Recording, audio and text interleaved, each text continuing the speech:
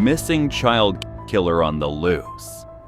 The real question was, who is the killer? Tokyo, 1988. 4 young girls vanish without a trace. What police didn't know was that one man was behind it all. A man obsessed with horror, loneliness, and death. This is the chilling story of Tsutomu Miyazaki, Japan's Cannibal Killer.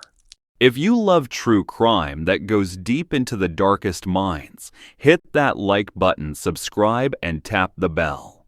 We drop new stories every week, ones that make you think and sometimes lose sleep.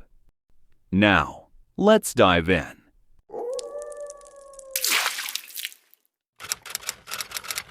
Tsutomu Miyazaki was born on August 21, 1962, in a suburb outside Tokyo. From the start, something was different. He was born prematurely and suffered from a rare hand deformity. His wrists were fused to his forearms, making basic movement difficult. Kids called him names. Teachers treated him differently. Instead of playing outside, he buried himself in horror films and manga. Not the cute kind, the violent, grotesque kind. Despite this, Miyazaki was intelligent. He scored well in school early on, but when he failed to get into his dream university, everything started to fall apart. He became withdrawn, quiet, avoided eye contact. His family barely noticed the change. But inside, something was boiling. Miyazaki didn't just like horror. He lived it. He began filming the bodies of animals he mutilated. He grew more detached from reality.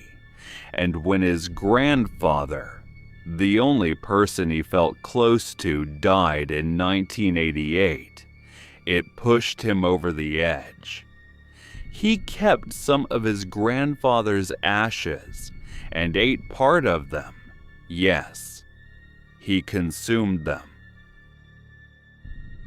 Between 1988 and 1989, 4 young girls between the ages of 4 and 7 vanished. Each from different areas, each on ordinary days. Their disappearances shocked a nation where such crimes were rare. The truth was even more horrifying. Miyazaki stalked them, he abducted them, and once in his grasp, he committed unspeakable acts. He didn't just kill, he mutilated, he violated, and in one case, he even drank the blood and consumed parts of the body.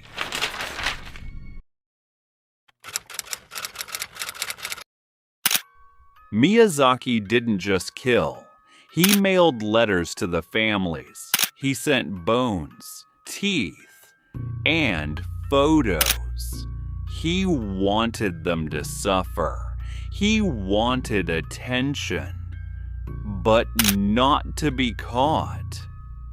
The media was in chaos. Parents were terrified. Police were desperate. And still, he slipped through the cracks. One letter was made using cutout magazine letters, like a horror movie. But this wasn't fiction. This was real. And the entire nation was gripped by fear.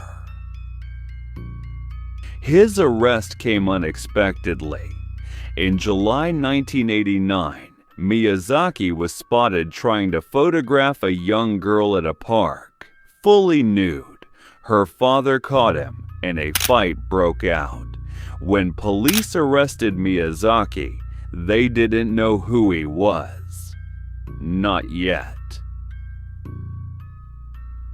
But what they found in his apartment told the story.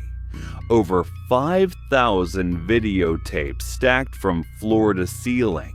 Some were anime, some were horror films, and buried among them were recordings of his victims and crime scene material too disturbing to describe.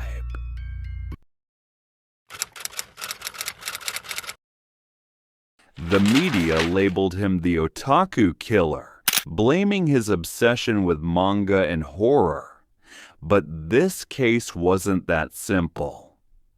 Psychiatrists diagnosed him with multiple personality disorder, schizophrenia, and deep psychosis. In court, he often spoke in third person. He claimed an alter ego named Ratman made him do everything. Yet the court ruled he was sane enough to be held responsible. In 1997, he was sentenced to death. After 11 years of appeals, on June 17, 2008, Tsutomu Miyazaki was executed by hanging. He never expressed remorse and never explained why.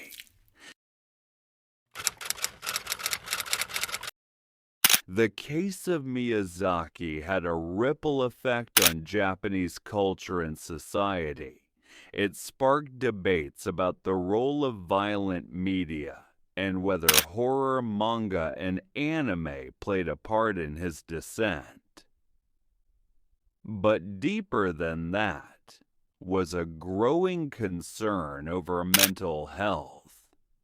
Miyazaki was a textbook case of hikikomori, a shut-in who completely withdrew from the world. Japan realized it had thousands like him, hidden in silence. It also raised questions.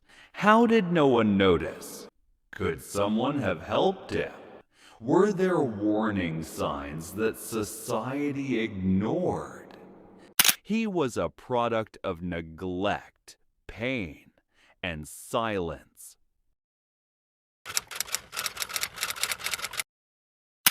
Four innocent children were robbed of their lives, their families haunted forever, and a nation that once felt safe was changed in a matter of months. Tsutomu Miyazaki will go down in history as one of the most disturbing killers the world has seen, not because of how many lives he took, but because of the cruelty, the coldness, and the silence that surrounded him. His story is not just about evil. It's about neglect, mental illness, and what happens when no one listens. What do you think? Was this a failure of the system, or was Miyazaki simply evil from the start? Drop your thoughts in the comments. We want to hear what you think. Like, subscribe, and share this if it made you think deeper about what lurks beneath the surface. Until next time, stay aware and stay safe.